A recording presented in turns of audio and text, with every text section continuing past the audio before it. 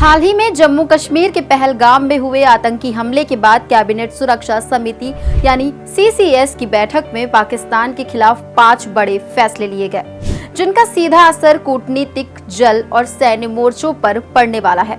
इन्हीं फैसलों में से एक बड़ा फैसला ये है कि भारत ने पाकिस्तान के साथ वीजा सेवाओं को तत्काल प्रभाव से निलंबित कर दिया है, यानी अब किसी भी पाकिस्तानी नागरिक को भारत आने की अनुमति नहीं दी जाएगी। यही नहीं, जो लोग पहले से भारत में रह रहे हैं उन्हें भी देश छोड़ने का आदेश दे दिया गया है।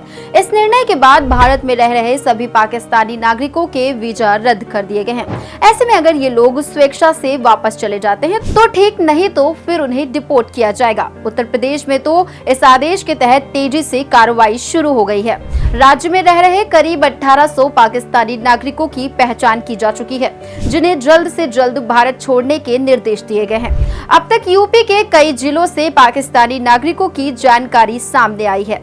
कई लोग अपने रिश्तेदारों के पास वर्षों से अलग अलग वीजा श्रेणियों के तहत भारत में टिके हुए थे, लेकिन अब इनके वीजा की वैलिडिटी खत्म हो चुकी है और अब उन्हें देश छोड़ने का नोटिस जारी किया गया है। भारत पाकिस्तान के लिए कई प्रकार के वीजा जारी करता है, जिसमें पर्यटन, व्यवसाय, शिक्षा, चिकित्सा और नौकरी वीजा शामिल है।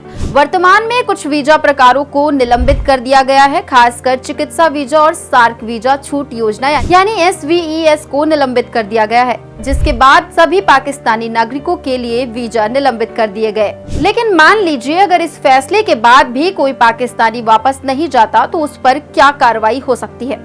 उसे विदेशी अधिनियम 1946 यानी द फॉरेनर एक्ट 1946 के सेक्शन 14 के अंतर्गत 5 साल तक की जेल, जुर्माना या दोनों हो सकते हैं। जबकि पासपोर्ट अधिनियम 1920 के तहत किसी विदेशी का बिना वैध पासपोर्ट या वीजा के भारत में रहने पर सेक्शन 5 के तहत जेल या निर्वासित किया जा सकता है। इसके अलावा CRPC की धारा 41 के तहत वीजा नियमों का उल्लंघन करने पर ऐसे व्यक्ति को बिना वारंट के गिरफ्तार कर कोर्ट के आदेश से डिटेंशन सेंटर भेजा जा सकता है। हालांकि जो लोग CAA के तहत आवेदन कर चुके हैं, यानी जो धार्मिक प्रताड़ना से भाग कर आए हैं, उन्हें इस कार्रवाई से बाहर रखा गया है। यानी ये कार्रवाई सभी पाकिस्तानी नागरिकों पर नहीं, सिर्फ उन पर है जो वीजा खत्म होने के बावजूद भारत में अवैध रूप से रह रहे हैं या फिर फर्जी दस्तावेजों से घुसपैठ कर चुके हैं। कुछ लोग नेपाल के रास्ते भारत में आते हैं, फिर फर्जी आधार कार्ड, राशन कार्ड बनवाते हैं और खुद को छिपाते हैं। अब सरकार ने ऐसे मामलों पर भी कड़ी निगरानी शुरू कर दी है। सीमा चौकियों पर सख्ती बढ़ा दी गई है। तो कुल मिलाकर पहलगाम का हमला एक ट्रिगर है, लेकिन उसके बाद जो फैसले लिए गए वो सिर्फ गुस्से में नहीं, एक स्पष्ट रणनीति के तहत लिए गए हैं। भारत अब सिर्फ आतंकी संगठनों से नहीं, उनके समर्थन करने वाले देशों से भी सख्ती से निपटने के मूड में है। आपको क्या लगता है कि भारत का ये फैसला सही दिशा में उठाया गया कदम है?